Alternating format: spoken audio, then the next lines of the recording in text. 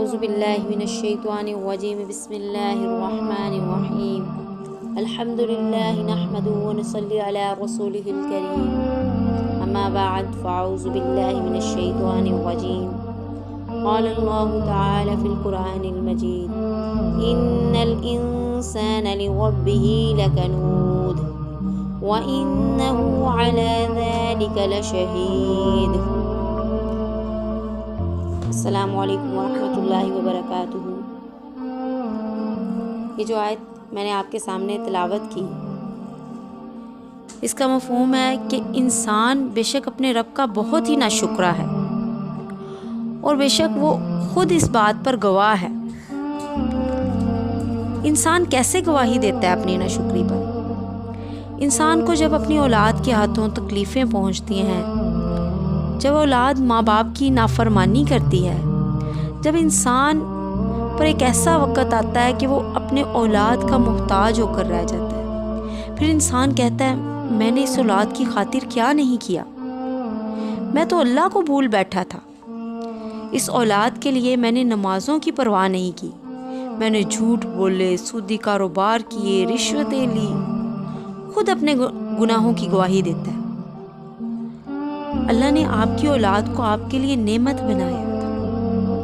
یہ وہ نعمت تھی کہ اگر اس کی پرورش آپ اپنے پیارے نبی کریم صلی اللہ علیہ وسلم کے بتائے ہوئے طریقے کے مطابق کریں تو یہ اولاد آپ کو جنت میں لے جائے گی۔ میرے نبی کریم صلی اللہ علیہ وسلم نے فرمایا، جس کو اللہ نے 2 بیٹیاں دی وہ پھر ان کی تربیت دین اسلام کے مطابق کرے، قیامت والے دن وہ شخص میرے ساتھ ایسے کھڑا ہوگا جیسے میری یہ 2 انگلیاں۔ مگر انسان نے خود ہی اس اولاد جیسی پیاری نعمت کو اپنے لیے فتنہ بنا لیا۔ شوہر کہتا ہے میں نے اپنی بیوی کو خوش کرنے کے لیے کتنی محنتیں کی، کتنی جدوجہد کی، کتنی مشقتیں کی، سود پر قرض اٹھائے، مگر یہ پھر بھی میری ناشکری ہے۔ پھر میں نے اس خاندان، ان رشتہ داروں کو خوش کرنے کے لیے ہر غیر شرعی رسموں کو اپنایا، اپنے اللہ کو ناراض کیا، مگر میرے رشتہ دار مجھ سے پھر بھی خوش نہیں ہیں، وہ پھر بھی مجھ سے بے وفائیاں کرتے ہیں۔ یہ تو انسان کے شکوے تھے، مگر ایک شکوہ انسان سے میرے اللہ کو بھی ہے۔ قرآن کہتا ہے وَمَا قَدَرُ اللَّهَ حَقَّ قَدْرِهِ، اور انہوں نے اللہ کی قدر کی ہی نہیں جیسے اس کے قدر کرنے کا حق تھا۔ جب ہم نے اپنے خالق حقیقی کی قدر ہی نہیں کی، اس کو ناراض کر کے سارے زمانے کو خوش کیا، تو آپ کی قدر کون کرتا؟ آپ کی خوشی کی پرواہ کون کرتا؟ قدر کروانے والا کون؟ عزت دینے والا کون؟ سکون دینے والا کون؟ مال و دولت دینے والا کون؟ دلوں کو بدلنے والا کون؟ دلوں میں محبتیں ڈالنے والا کون؟ کون تھا وہ جس نے یہودیوں کے 2 قبیلے اوس اور خزرج کی برسوں سے چلی دشمنیوں کو ختم کر کے ان میں محبتیں اور الفتیں ڈال دی؟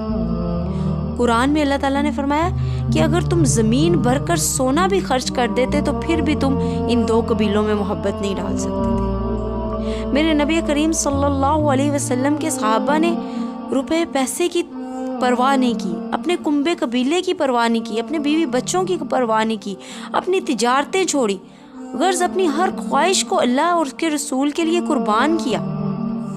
انہوں نے اللہ کی قدر کی اور اس کے رسول کی قدر کی جیسا کہ اس کی قدر کرنے کا حق تھا۔ تو اللہ نے پوری کائنات میں ان کی قدر، ان کی عزت کو، ان کے مرتبے کو، ان کے وقار کو بلند کر کے دکھایا، کیونکہ میرے نبی کریم صلی اللہ علیہ وسلم کا ارشاد ہے کہ کوئی بندہ اس وقت تک مومن ہو ہی نہیں سکتا جب تک اس کو میں اس کے مال، اولاد، تجارت، اس کے کنبے قبیلے، حتیٰ کہ اس کی جان سے بھی زیادہ بڑھ کر عزیز اس کو میں اور میرا رسول نہ ہو جاؤں۔ حقوق العباد کو پورا کریں، مگر حقوق اللہ کی حق تلفی کر کے نہیں۔ نمازوں کو چھوڑ کر حقوق العباد کو پورا کرنے کا حکم اللہ نے نہیں دیا۔ اپنے بچوں کی پرورش حرام مال سے یا رشوتوں کے ذریعے یا جھوٹ بول کر یا دھوکہ دے کر کرنے کا حکم اللہ نے نہیں دیا۔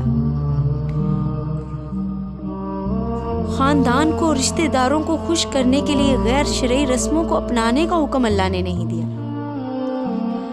اگر آپ اللہ کے احکام میں نافرمانی کر کے حقوق العباد کو پورا کریں گے تو تکلیفیں تو آئیں گی، آپ نے کی ناقدری ہوگی، رسوائی ہوگی، سکون چین ختم ہو جائے گا، زندگی سے برکتیں اٹھ جائیں گی۔